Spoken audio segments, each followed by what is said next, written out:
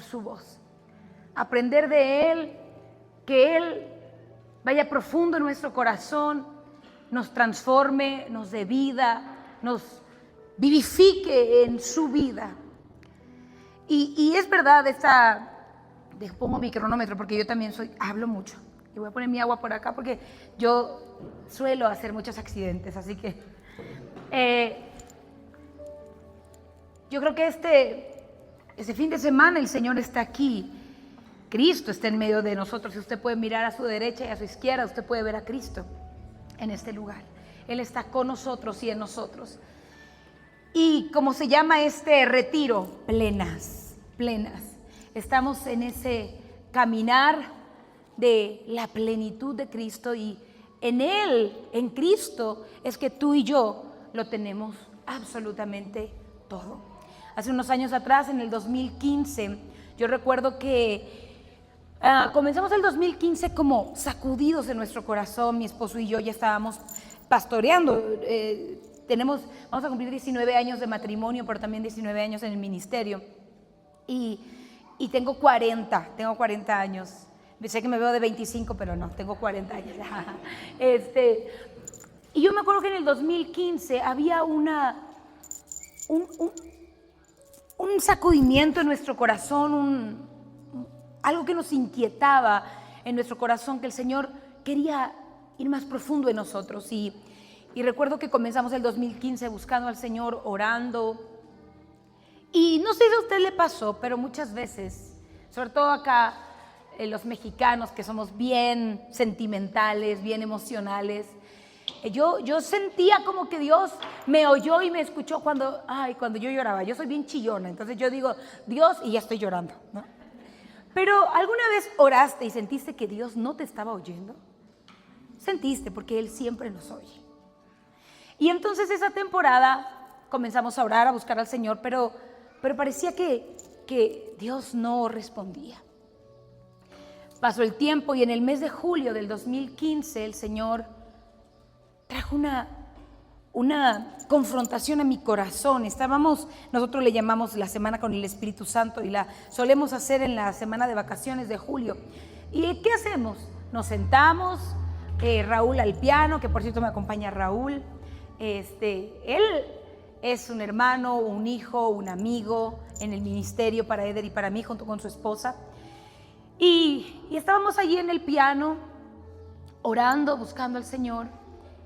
Y el Señor me llevó a esta verdad. Tú sientes que tienes todo. Sientes que has logrado cosas. Estás en el ministerio, estás sirviendo, tienes un esposo, y ahorita vas a entender por qué tienes un hijo, pues estás logrando tus proyectos personales, pero había un vacío en mi corazón. Ay, pastora, pero ¿cómo? Sí, porque a veces creemos que por conocer algo caminamos en ese algo. Por conocer, o mejor dicho, por hablar del amor de Dios, por hablar de la revelación del amor de Dios, por hablar de la plenitud de Cristo, creemos que ya caminamos en esa verdad. Pero Dios nos quiere llevar de la mano. Dios nos quiere encaminar, nos quiere ir llevando todos los días a esa plenitud y a esa verdad revelada sobre nuestro corazón. Todo lo que el Señor quiere mostrar a tu vida y a mi vida no pasa por nuestra mente, tiene que ser una revelación. Y créeme, si Él quisiera revelarlo todo de un solo momento, nos destruye. Entonces Él aprovecha situaciones, aprovecha escenarios, momentos que atravesamos para ir revelando su vida, revelando su amor, su propósito. Y bueno, estábamos allí al piano y yo estaba llorando porque decía, Dios, parece que tengo todo, pero no tengo nada. Parece que tengo todo, pero realmente no tengo nada. Me siento vacía, me siento incompleta. Y entonces llegó un momento en donde ya no era Elena, sino que mi espíritu estaba conectado con el Espíritu. Y entonces comencé a declarar esto: tú lo llenas todo, tú lo llenas todo. Tú eres la plenitud que lo llena todo, tú lo llenas todo. Y yo recuerdo que comenzó a sonar esa sencilla frase en mi cabeza: tú lo llenas todo. Y comienza a cantar esto: tú lo llenas todo,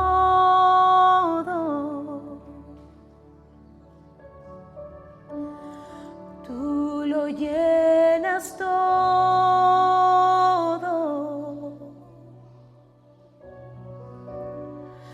tú lo llenas todo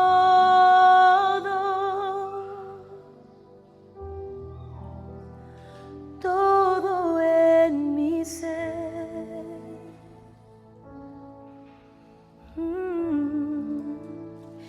Eres la plenitud.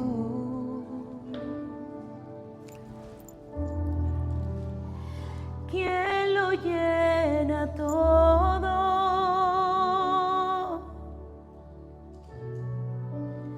Ven, llena mi vida.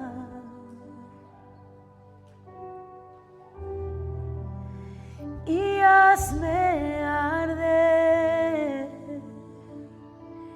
Yo creo que era una oración de mi espíritu, de mi corazón al Señor. Yo no puedo vivir sin ti. Esa pequeña estrofa se convirtió en mi oración personal. Esta mañana, honestamente, yo no vengo a traer una palabra reveladora.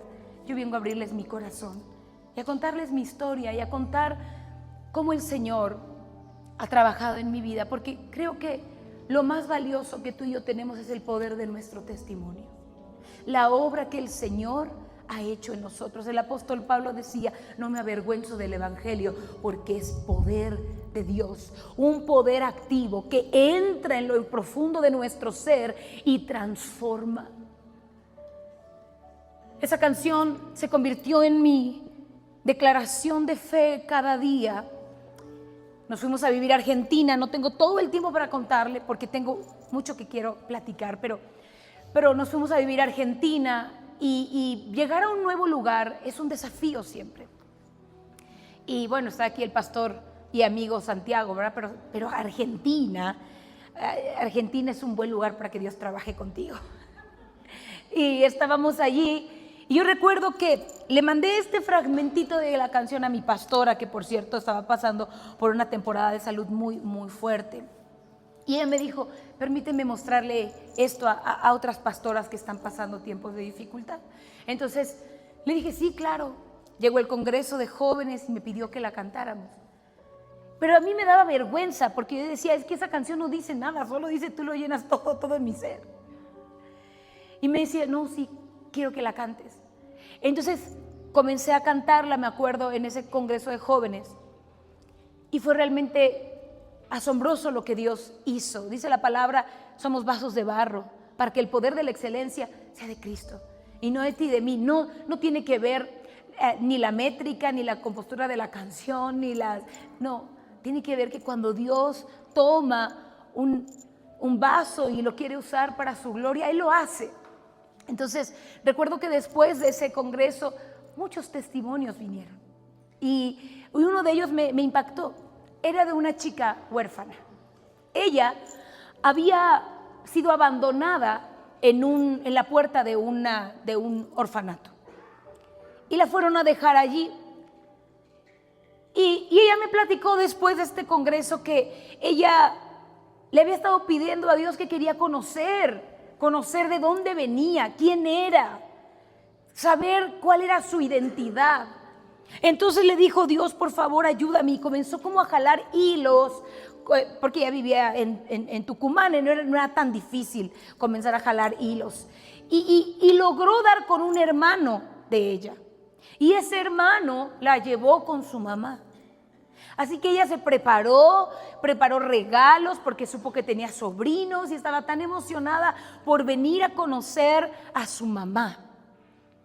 Y entonces le preparó un regalo, regalos para todos, y cuando ella llega a la puerta, dice que su mamá le abrió la puerta y le dijo: ¿qué quieres? Yo no quiero saber nada de ti, por eso yo te abandoné. No me interesa saber nada de ti. Así que esta chica llegó destrozada al congreso de jóvenes. Y me dijo, pero cuando tú cantaste esa canción, Jesús se paró a mi lado y me dijo, no necesitas una mamá, necesitas que yo lo llene todo en ti. Y entonces entendí que no tenía que buscar por un lado o por el otro a quién pertenezco, porque yo tengo pertenencia, yo le pertenezco a Dios. Y quiero decirte esta mañana que tú y yo somos el enfoque del amor de Dios antes de que todo esto existiera. Tú y yo ya estábamos en su corazón, y mi intención no es hablar algo emocionante o algo que nos haga llorar este día, pero quiero decirte que tú y yo somos el enfoque del amor de Dios desde el principio de la historia, o mejor dicho, desde antes de la fundación del mundo. Tú y yo ya éramos el enfoque del amor de Dios, que Él decidió, escogió adoptarnos. Y en unos momentos yo te voy a hablar un poco de la adopción desde la tradición judía. Pero entender y mi oración es que en esta temporada de nuestra vida, no sé si tienes 16 o 60 o más, no sé, pero que la revelación del amor de Dios sea cada vez más profunda en nuestra vida. La revelación de esa salvación y de ese amor tan grande, de esa adopción, sea cada vez más profunda en nuestro corazón. Porque sabes una cosa, dice la palabra, en el amor no hay temor, sino que el perfecto amor echa fuera el temor. ¿Y por qué el temor? Porque el temor viene por causa de no sabernos aceptadas, de no sabernos encontradas en Cristo. Entonces siempre estamos con la incertidumbre de si lo hice bien o lo hice mal. Yo no sé tú, pero por años y aún a veces me pasa que yo vengo delante de Dios y lo primero que digo es perdón. ¿Alguien así? Perdón. Y yo te digo una cosa, tengo un hijo de 16 años que me está dando los problemas de la vida, y te aseguro que él no me ve y me dice perdón. O tus hijos te dicen perdón. Yo me acuerdo, mi mamá tenía 6 niñas. Entonces imagínate, mi mamá, si no se le enfermaba una, se le enfermaba la otra, si no se caía otra, se caía la otra, se descalabraba. O sea, pobre mi mamá. Y ya mi mamá me agarraba el matamoscas. Para las que somos mexicanas vamos a entender, bueno, pero yo creo que ya las que tienen años acá saben que es un matamoscas, ¿verdad? Esa rejita así que... Y mi mamá andaba matando las moscas y nos daba, ¿no? Y estábamos 3, 1, 2, 3. ¿Y yo por qué? Por las dudas. Así. Y yo me acuerdo que mi mamá pasaba, yo no le hacía así, ¿no? Porque por las dudas. Porque éramos terribles. Yo no tengo el tiempo para contarle, pero tuvimos accidentes muy fuertes. Entonces, claro, mi mamá se hartaba y nos sopapeaba a todas, ¿no? Nos daba. Y entonces uno lo hacía así. Y a veces pensamos que Dios es así. Nos acercamos con el Padre Eterno y, perdón, es que no he orado lo suficiente. Es que no he leído lo suficiente, es que me porté mal, perdón. ¿Sabes por qué? Porque no hemos sido perfeccionadas en el amor. Yo no estoy hablando de vivir de una manera deliberada y decir, bueno, no le pidas perdón a Dios. No, yo creo que cuando uno tiene una relación profunda con el Padre, también sabe pedir perdón porque reconoce las cosas que hace mal. Pero ¿sabes algo? La relación padre-hijos jamás se comparará con la relación padre-hijos de la tierra y padre e hijos del Padre Celestial. Jamás. Por eso Jesús dijo, si ustedes siendo malos saben dar buenas dádivas a sus hijos, ¿cuánto más ese Padre perfecto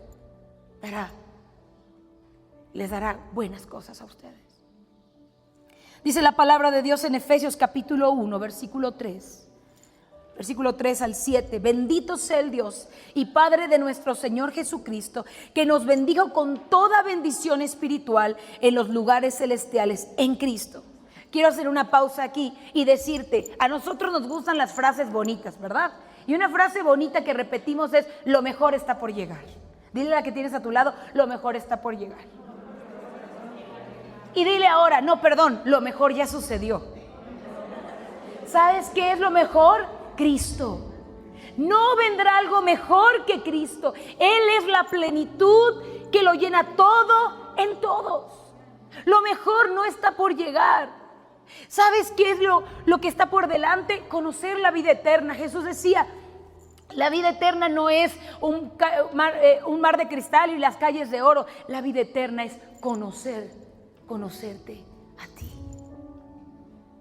Esa es la vida eterna. Lo mejor no está por llegar, lo mejor ya no sucedió y es Cristo.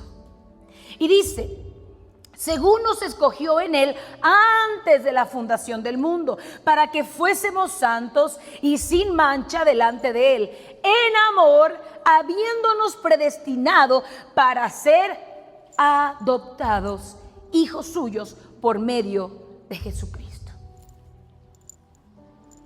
No tengo todo el tiempo para hablarte de la adopción en la cultura judía, pero estuve leyendo un poco y sabes que la adopción tenía que ver con una elección. Mira, un hijo de un judío podía ser desheredado y podía ser desechado, pero si un judío adoptaba a un hijo, no lo podía desechar. Era tan intencional, lo había elegido y había 3 razones por las cuales adoptaban. La primera, pues, porque no tenían familia y debían tener un heredero. La segunda es porque necesitaban, incluso adoptaban gente grande, con hijos, con familia, pero adoptaban para mantener su nombre. Y la tercera, por poder, para vincularse con gente o con familias poderosas. Y entonces, por eso era una elección, no era cualquier cosa la adopción. La adopción era como cuando tú te vas a comprar un par de zapatos y dices, me voy a comprar el par de zapatos. No voy a ir por cualquier tenis. Voy a ir por unos porque yo necesito comodidad. Sí, ¿sabes lo que te estoy hablando? Yo sé que tú sabes. Era como ir y elegir intencionalmente a esa persona que llevaría tu nombre, porque esa persona iba a representarte también. Y entonces, un hijo de un judío podía ser desechado, pero el adoptado no. Entonces, escuchar que el apóstol Pablo está diciendo que él quería adoptarnos, para los judíos les representaba algo escandaloso. Algo, no es como ahora, era algo escandaloso. ¿Cómo? ¿Él me está eligiendo a mí? Sí. Dice, en amor, habiéndonos predestinado para ser adoptados hijos suyos por medio de Jesucristo. Y luego dice, según el puro afecto de su voluntad.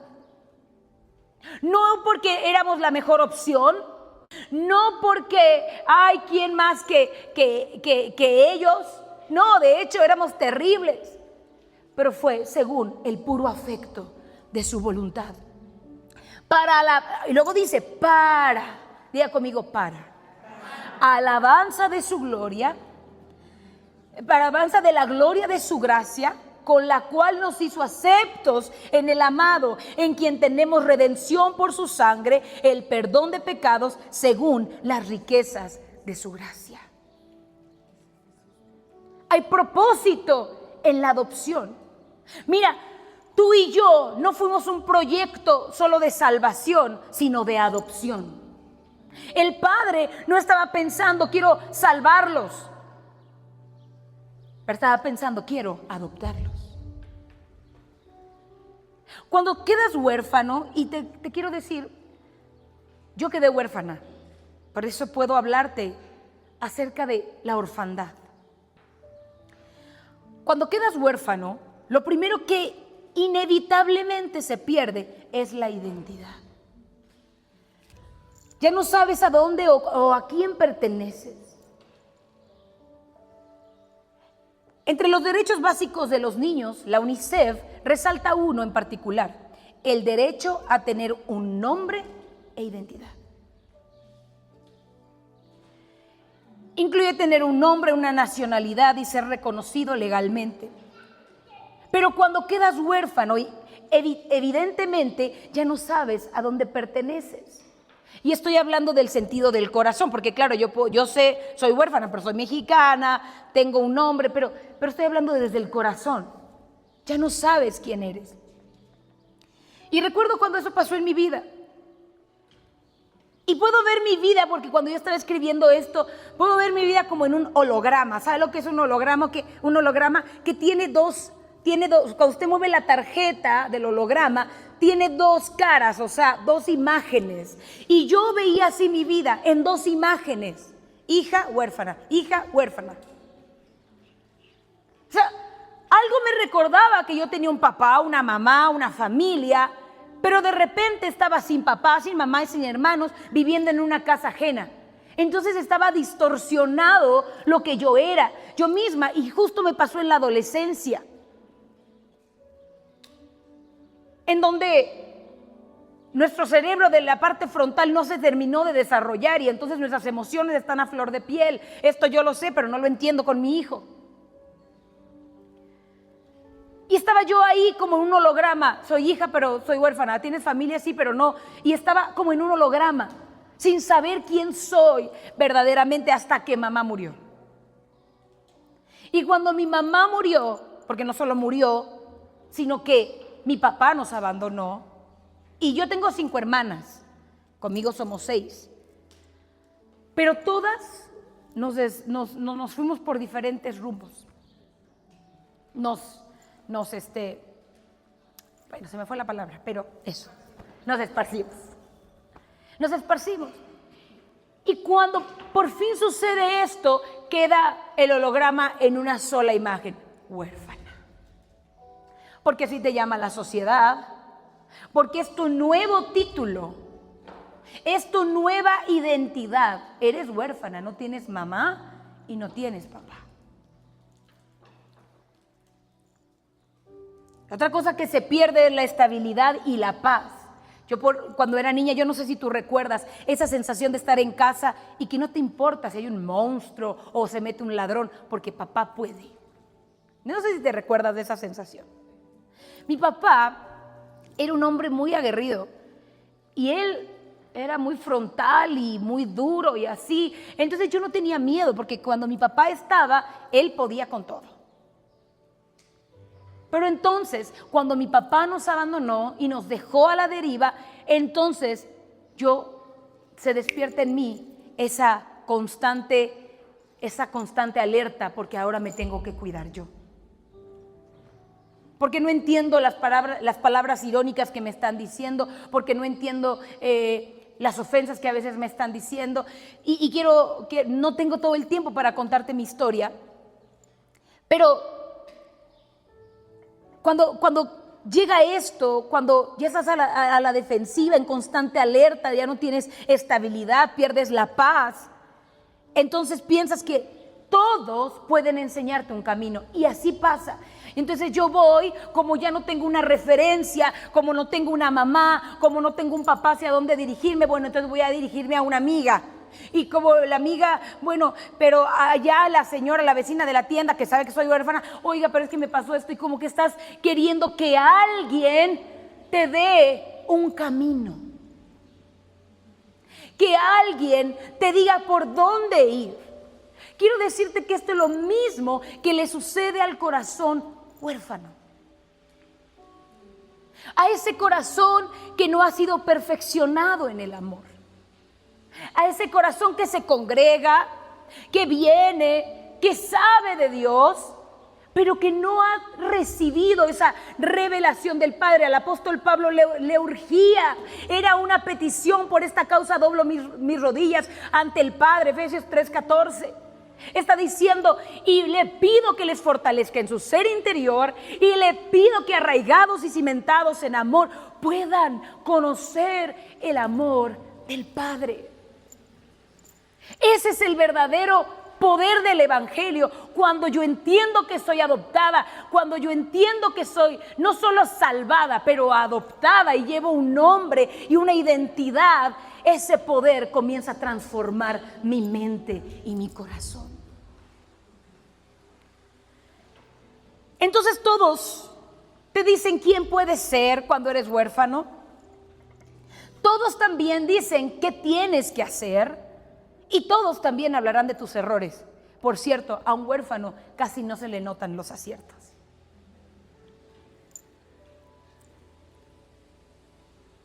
Yo recuerdo palabras como, bueno, igual tú en cualquier lado vas a salir embarazada. Bueno, es como una vez escuché en Argentina una noticia así, mueren tres personas y 2 bolivianos. Decían. ¿Cómo? Argentino, lo siento, amigo. O sea, es como que están todos y, ¿viste? Esa sensación de que no tienes pertenencia. Cuando mamá murió, mi papá nos abandonó y nos llevó a vivir a diferentes casas. Pero yo terminé en una casa, específicamente, de unas personas que mi papá, me acuerdo que era viernes, me dijo, mira hija, nos invitaron a comer, tú los conoces. O sea, yo los había conocido cuando tenía 4 años, ahora tenía 15 años.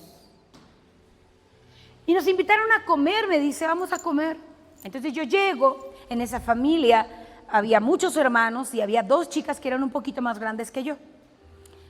Y mi papá se salió a hablar con el señor de la casa y estaban platicando y de repente mi papá entra y me dice, hija, mira, yo tengo que salir de viaje, pero el lunes regreso por ti.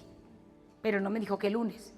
Yo estoy esperando a ver si el lunes ya es No me dijo que el lunes. Pasó un mes. Y al principio todo bien porque las chicas estaban contentas de que yo estuviera allí, yo estaba contenta con ellas, pero ¿cuántos se saben el dicho del muerto y el arrimado? A los 3 días apesta. Y recuerdo que pasado este tiempito, yo me meto a bañar y ya no había shampoo, no había jabón, no había nada. Entonces salgo y le digo a la señora de la casa, que por cierto eran hermanitos de la iglesia, y le digo, hermanita, ya no hay shampoo. Porque cuando eres hijo de eso tú no te preocupas. Tú solo pides, ¿o no? Créeme que mi hijo, mire, es ese niño fresco que se mete a bañar, se pone todos mis productos que no tiene la menor idea para qué sirven y sale oliendo a todo Mary Kay. Porque cuando eres hijo, no te interesa derrochar, no te interesa usar todo lo que te encuentras, porque te sientes en tu hogar. Entonces yo salgo con esta inocencia de una adolescente de 15 años y le digo, no hay shampoo. Y me dijo, ¿quieres shampoo? Vete a trabajar porque esto no es un hotel y esta no es tu casa. Marcas en el corazón como surcos que te recuerdan. Te estoy contando mi historia no para que llores. Te estoy contando porque esto es lo mismo que sucede en la vida espiritual.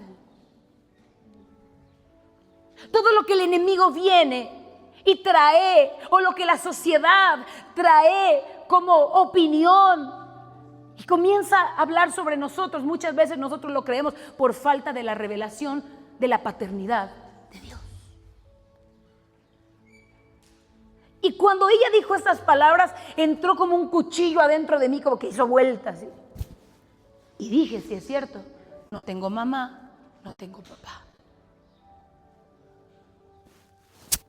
Entonces, recuerdo que los domingos yo me arreglaba para ir a la iglesia y entonces cuando terminaba la reunión me pasaban a dejar a la casa porque era el domingo familiar y yo no era de la familia. Cuando volvía de mi trabajo varias veces, sírvete papas y salsa, no te sirvas carne porque la carne es para los hijos. Esas cosas que yo te puedo hablar y decir lo que el corazón de un huérfano siente. Es ahí cuando yo puedo decirte que aquel 2015 en donde Dios me decía, ¿tú crees que ya tienes todo? Porque claro, después de vivir así, tener un esposo, un hijo, una casa, servir al Señor, yo dije, yo ya tengo todo. Pero ¿cuánta falta nos hace la revelación del amor del Padre?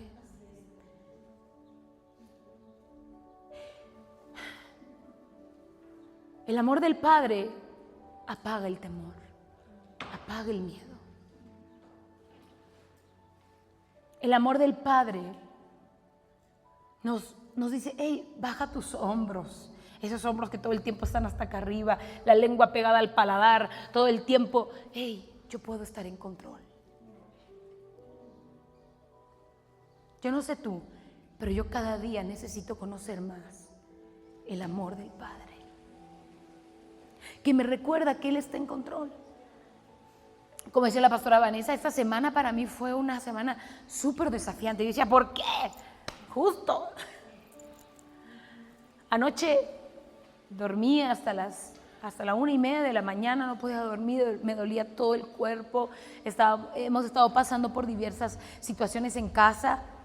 Y yo decía, no, yo necesito, porque ya viste cómo somos de meritocráticos, yo necesito orar. Yo necesito, y es verdad, no hay otro lugar. Él es el verdadero reposo, es el verdadero descanso. Pero ¿sabes algo? Un hijo cuando tiene sueño simplemente se duerme y ya. Yo no he visto ningún bebé que le diga a su mamá, madre, necesito descansar en tus brazos. Al niño le vale que tú estés en donde estés, él se va a dormir igual. ¿O no? Mire, yo una vez, esto nada más como para, me acordé, mis papás siempre fueron pastores y estábamos en una reunión y yo tenía tanto sueño que yo me metí en una sudadera, así, metí los pies, subí los pies a la silla, me puse así la sudadera, metí las manos y quedé como tortuga, así, y me comencé a mecer hasta adelante en la plataforma con un pastor invitado. Y en una de esas no me pude sostener y me fui como pelota hacia adelante, rodé por la plataforma. Porque cuando eres hijo puedes dormir. Entonces anoche yo estaba, y le dije, Dios, Padre, ni siquiera puedo hablarte. Pero esas cosas nosotros nos las cargamos, porque Dios no te está pidiendo absolutamente nada. Nada.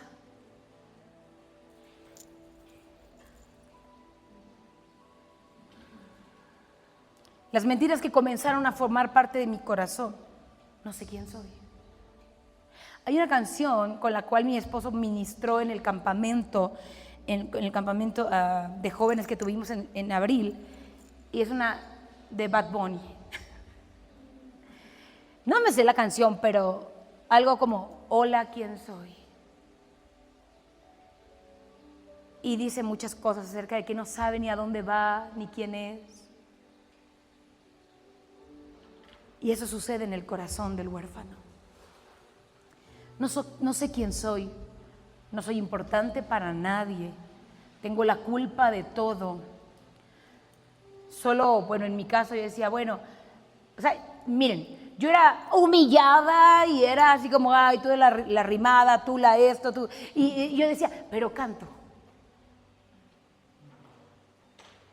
Entonces yo cantaba, aunque sea la cucaracha, pero para que me escuchen. Entonces yo, el único valor que me podía encontrar es que tenía una cosita, canto. ¿Sabes que muchas veces nuestro servicio en la iglesia es por la falta de revelación del amor del Padre en nosotras? No tengo nada, pero tengo esto. Dios no nos ama por lo que hacemos o dejamos de hacer, Él nos ama porque nos ama. Simplemente porque esa es su naturaleza. Él no tiene amor, Él es amor.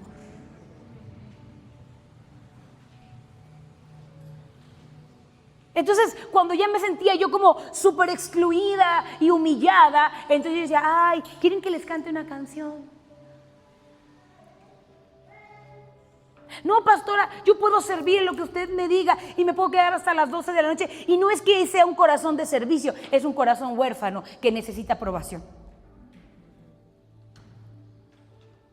Es un corazón huérfano que necesita ser aplaudido, aprobado. ¿Se acuerda de la historia del hijo pródigo? Mire, yo le voy a decir una cosa. Creo que el hijo menor, que se las mandó todas, tenía más revelación del amor de su padre que el hijo que se quedó, el hijo mayor. Porque cuando se hace la fiesta y el papá sale a consolar al hermano mayor, miren las palabras que le dice, yo siempre he estado contigo. Es decir, estoy esperando mi retribución. Hay mucha gente en las iglesias que está sirviendo al Señor, que está orando y que está leyendo la Biblia tan solo por la retribución. Yo ya oré, me tienes que responder. Yo ya ayuné y mi pastor siempre dice, le hacemos huelga de hambre a Dios, ¿no? Como que Dios decir, no, si ya lleva 3 días sin comer, no, ya le voy a conceder. La oración no fue diseñada para que Dios haga lo que yo quiero, sino para conocer su voluntad, para encontrar fuerza, para conocer lo que Él quiere en mí. Cuando Jesús oraba en el Getsemaní, Él decía, si es posible que pase de mí esta copa, pero siempre que se haga tu voluntad. ¿Y pasó la copa? El Padre dijo, ok, hijo, te voy a librar. No, Él tuvo que vivir la copa, pasar la copa, tomar la copa del abandono en la cruz. Padre, ¿por qué me has abandonado? Pero dice la palabra que después de orar, vinieron ángeles que lo fortalecían. Yo te aseguro que la oración fortalece nuestra vida, pero la oración no es la herramienta que usamos para chantajear a Dios.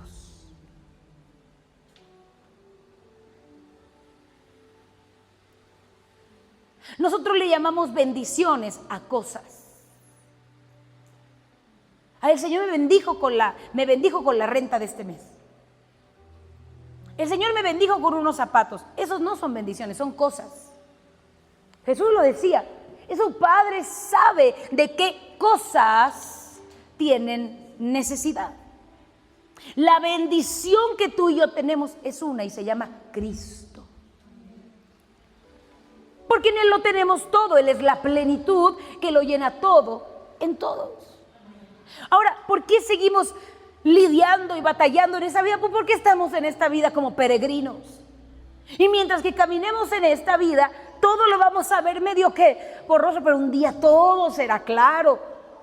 La vida eterna no se disfruta cuando yo me muero y por fin llego y Pedro me abre la puerta. La vida eterna se disfruta en el aquí y en el ahora. La vida eterna es conocer al Padre.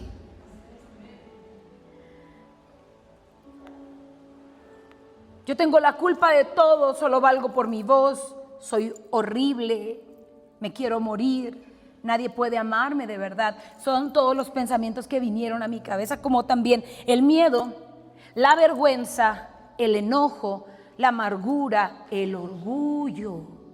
¿Conoces a una persona orgullosa? Es porque la revelación del amor del Padre no ha llegado a su corazón. ¿Cuántos lidiamos con el orgullo?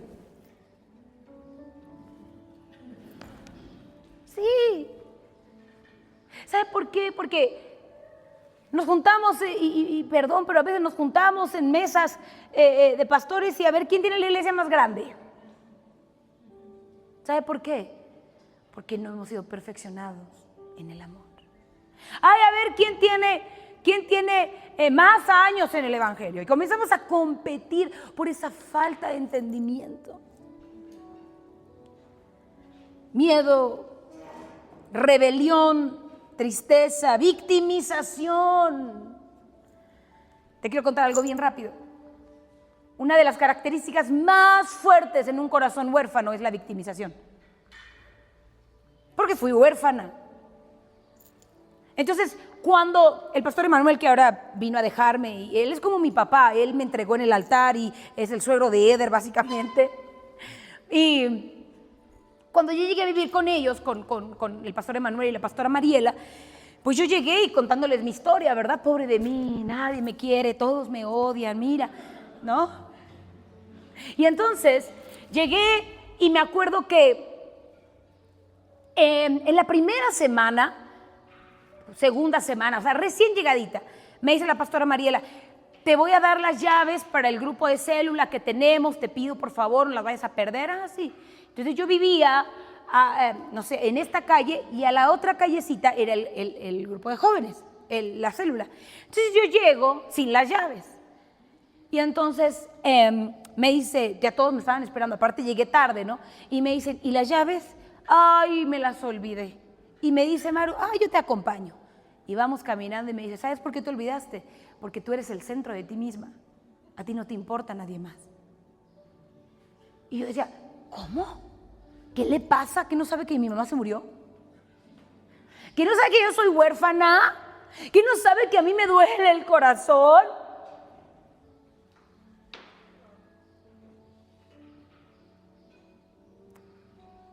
Pasó el tiempo, hubo una reunión de jóvenes en la cual los líderes de jóvenes decidieron llevarnos al cine y todos los chicos estaban pagando sus lugares. Para esto yo ya trabajaba todo y entonces le digo pero Mariela me ayudaba a administrar mi dinero, yo tenía ahorros, yo ganaba 300 pesos a la semana y ella me decía, a ver, vamos, porque ella es súper organizada, vamos a hacer cuentas. Y se sentaba y me decía, 30 pesos de tu diezmo, tanto de ofrenda, vas a guardar esto y te vas a quedar con 80 pesos para ti. Y yo me enojaba dentro, decía, ¿por qué? Es mi dinero, soy justiciera, es mi dinero, yo lo trabajé. Una vez una hermanita de la iglesia tenía una bronca, necesitaba 2,000 pesos, nadie tenía, yo tenía. En mis ahorros, me decía Mariela, ¿tú tienes? ¿Yo? Sí, de todo lo que has ahorrado, ¿en serio? Y bueno, íbamos a ir al cine y me dice Maru, ay, espera que te doy dinero para el cine. Le dije, no te preocupes, a mí Pedrito y Lolita me van a pagar todo. Y me llama, ven para acá. ¿Por qué? Bueno, porque me dijeron que ellos me querían pagar. ¿Y por qué? Tú no eres una pobrecita, tú trabajas. Y quizás alguien, le estás quitando la bendición a alguien por hacerte la pobrecita. Tú no eres ninguna pobrecita. ¿Qué te pasa? ¿No te das cuenta que yo, pobrecita de mí? Recuerdo que ya no aguanté, pasó el primer mes y yo le llamé a la tía Paula, una amada pastora que también me cuidaba un montón, y me dijo, nena, te voy a mandar a México, pero si no te sientes cómoda, te vuelves conmigo. Entonces, tía Paula, yo me quiero volver contigo. No, sí, nena. Entonces yo le digo a Maru, me voy a volver a Querétaro. Está bien. Está bien, sí, si te quieres ir, está bien. Dice, pero te quiero decir una cosa, probablemente sea la última oportunidad que tú tengas para realmente permitir la obra de Dios en tu vida y cambiar el rumbo de tu vida. Yo pensé que iba a decir, no te vayas. Me dijo, está bien, vete, es tu decisión. Porque nos acostumbramos a ser víctimas. Ay, que tú no sabes lo que yo viví de niña, tú no sabes lo que vivo con mi marido, tú no sabes lo que vivo con mis hijos. Bueno, son gajes de la vida. Y somos víctimas. No es que la hermana me miró feo, no es que la hermana... Yo te quiero decir una cosa, la iglesia de hace años, si no había un chisme y un pleito en la iglesia, no era iglesia.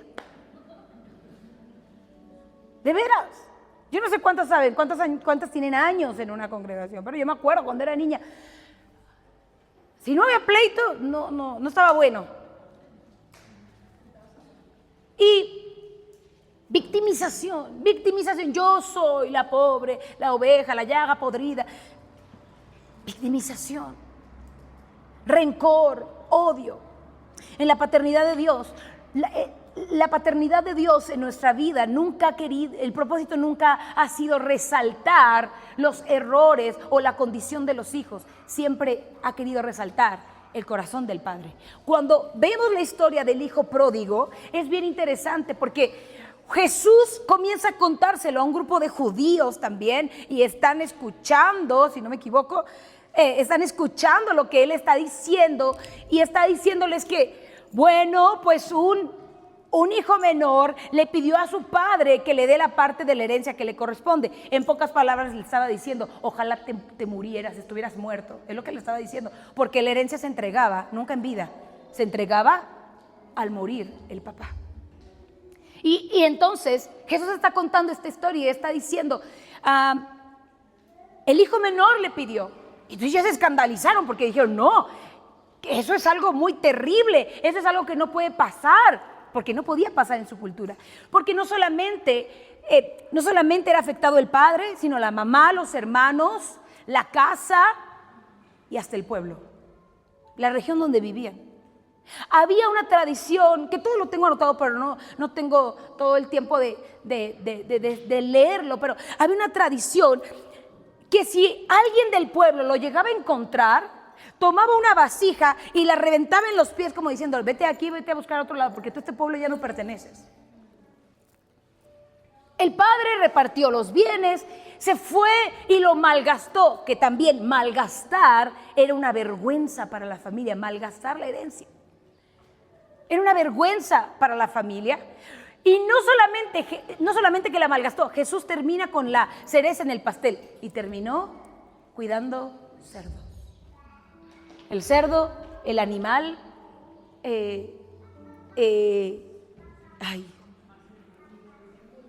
impuro. Entonces, para los oyentes de aquel tiempo, la parábola del hijo pródigo era muy escandalosa, pero no por esta primera parte, sino por la que viene enseguida.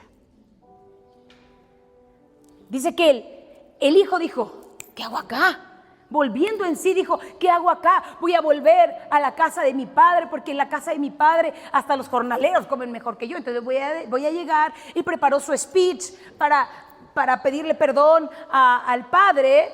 Pero dice la palabra que el padre lo miró. Usted se sabe la historia. El padre lo miró de lejos y corrió. ¿Sabe quién corría? Solo los esclavos o los niños. El padre, un patriarca, no podía correr. Eso era vergonzoso. Y para poder correr, eso implicaba levantarse la túnica. Y eso era terrible. Era deshonroso. Pero ¿sabes qué? Que el padre corre para que antes de que alguien lo vea del pueblo y le pueda reventar esa vasija y decirle tú no, él lo va a restituir. Corre, ni siquiera está escuchando su diálogo, su speech, lo abraza. Y también el anillo, el manto y las sandalias tienen una representación, porque quien andaba descalzo eran los esclavos. Y él quería ser un esclavo, pero le pusieron sandalias. Lo verdaderamente escandaloso era lo que el padre hizo, y Jesús no quería resaltar la actitud del hijo, quería resaltar el carácter del padre. En esa historia no se trata del hijo, se trata del padre. El poder del evangelio revela a un padre lleno de gracia, deseando alcanzar a los suyos. La diferencia de una religión y de la realidad de caminar con Cristo es esta. En la religión el hombre intenta alcanzar a Dios. En la religión el hombre intenta hacer cosas para agradar a Dios. Pero en el evangelio, en la realidad de Dios, es el Padre alcanzando a los hijos. Esa es la diferencia.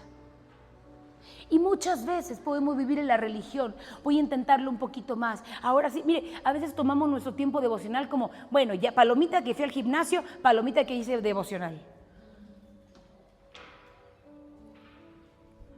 Tenemos que ser perfeccionadas en este amor. Entender que nuestro Padre es un Padre presente cada día, cada momento.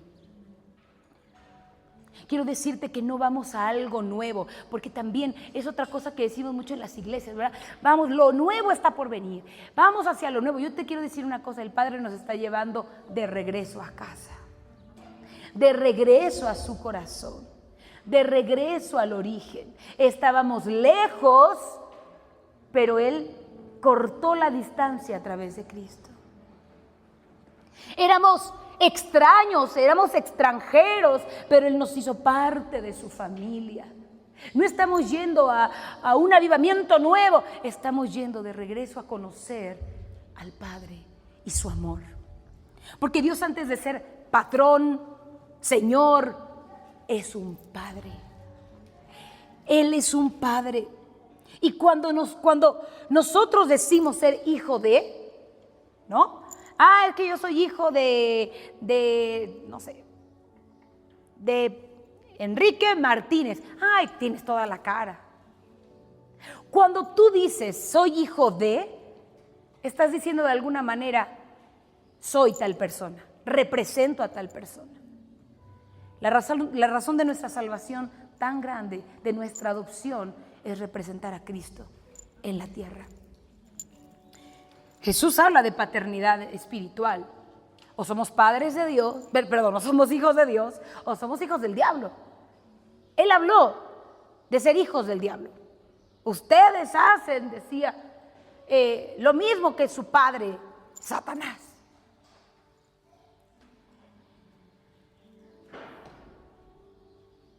No fuimos engendrados por sangre, sino por Dios.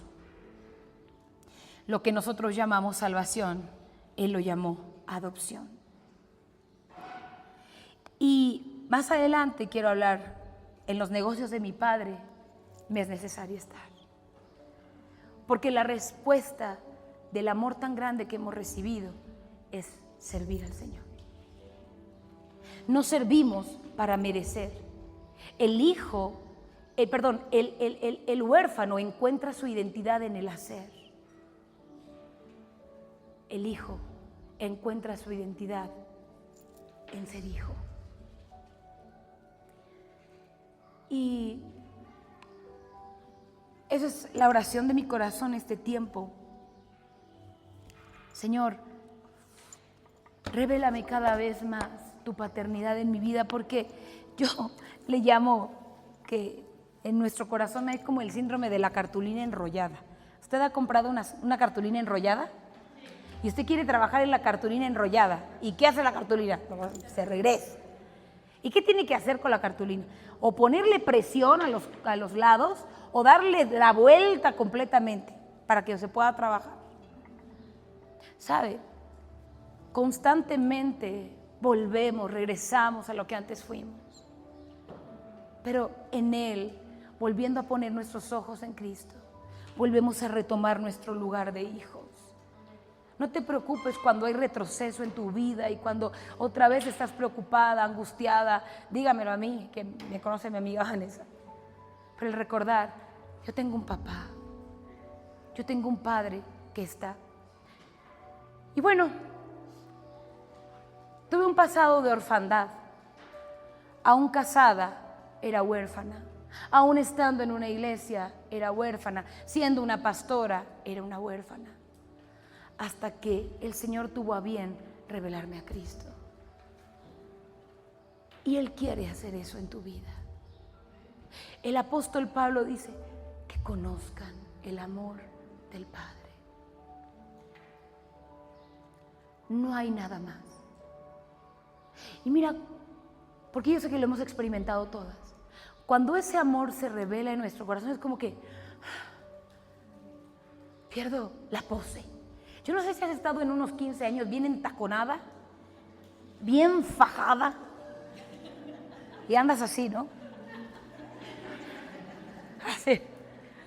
Ni comes, porque si comes, ¡pum! Pero llegas a la casa y te sacas todo, ¡tum, tum, tum, tum, tum! Todo como que se descomprime. ¿Cuántos saben de lo que les estoy hablando? Te sacas las zapatillas. ¿Cómo hace una? Eso es lo que sucede en la revelación del amor del Padre. No tengo que hacer nada, no tengo que ganarme nada. Haga conmigo así. No, mire, ni se atreve. A ver, hágalo conmigo. 1, 2, 3. Como que se sacó la faja. Vamos, como que se sacó la faja. 1, 2, 3.